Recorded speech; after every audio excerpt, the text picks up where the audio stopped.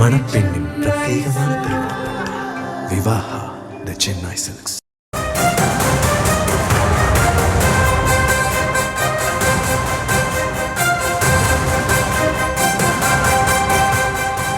ஆட்சி அதிகாரத்தில் பங்கு அப்படின்ற அந்த பேச்சு கடந்த சில மாதங்களாகவே திமுக கூட்டணியில் பரவலாக பேசப்படுது. காங்கிரஸ் ஒரு பெரு அழுத்தம் கொடுக்குது.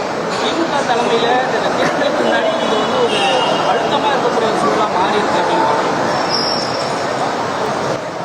ஒவ்வொரு கட்சிக்கும் ஒரு நோக்கம் இருக்கிறது. அந்த நோக்கத்தின் அடிப்படையில் கோரிக்கைகளை வைப்பது இயல்பானதுதான். விடுதலை சிறுத்தைகள் கட்சி தேர்தல் அரசியலை அடியெடுத்து வைத்த காலத்திலிருந்தே நாங்கள் முன்வைக்கிற முக்கியமான கோரிக்கைகளுள் இதுவும் ஒன்று. ஆட்சியிலும் பங்கு, அதிகாரத்திலும் பங்கு என்பது அதிகார பரவலாக்கத்தை வலியுறுத்தக்கூடிய ஒரு கோரிக்கை. 1999 இதை நாங்கள் பேசி வருகிறோம். 2016 வாக்கில் தமிழகத்தில் கூட்டணி ஆட்சி என்கிற பெயரில் ஒரு கருத்தரங்கத்தையே நாங்கள் அனைத்து கட்சி தலைவர்களை அழைத்து நடத்தியிருக்கிறோம். ஆனால் இதனை சாத்தியப்படுத்துவதற்குரிய சூழல் தமிழகத்தில் கனிந்திருக்கிறதா என்றால் இன்னும் கனியவில்லை என்று நாங்கள் அனுபவபூர்வமாக உணர்ந்திருக்கிறோம். அதிலும் இந்த தேர்தல் நடைபெறவுள்ள சூழலில் வலதுசாரிகளின் கைகள் ஓங்கிவிடக்கூடாது என்பதில் நாங்கள் கவனமாக இருக்கிறோம்.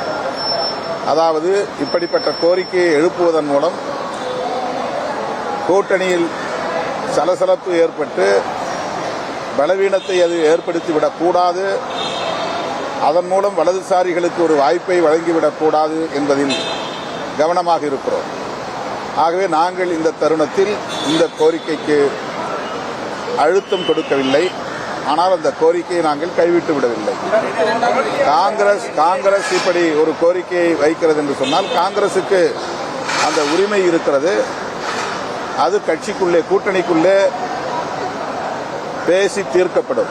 முதலமைச்சர் இது குறித்த விளக்கத்தை ஏற்கனவே தந்திருக்கிறார். தமிழ்நாட்டு அரசியல் சூழலுக்கு அது பொருந்தாது என்று சொல்லியிருக்கிறார். பொருந்தாது என்பதனால் காங்கிரஸ் அந்த கோரிக்கையை மறுபடியும் எழுப்பக்கூடாது என்று இல்லை. அப்படி எழுப்புவதனால் கூட்டணி இதனால் சிதறிவிடும் என்று பலரும் எதிர்பார்க்கிறார்கள். நான் நம்புகிறேன் காங்கிரஸ் திமுக கூட்டணியில் நீடிக்கும். அவர்கள் பேச்சுவார்த்தையில் இதை சுமூகமாக தீர்ப்பார்கள். முதலமைச்சரும் காங்கிரஸ் கட்சியை சார்ந்த முன்னணி பொறுப்பாளர்களும் உரிய நேரத்தில் பேச்சுவார்த்தை நடத்தி சுமூகமான தீர்வை காண்பார்கள் என்று நான் பெரிதும் நம்புகிறேன். மணப்பெண்ணின் பிரத்யேகமான திருமணம் விவாஹா தி சென்னை சில்க்ஸ்.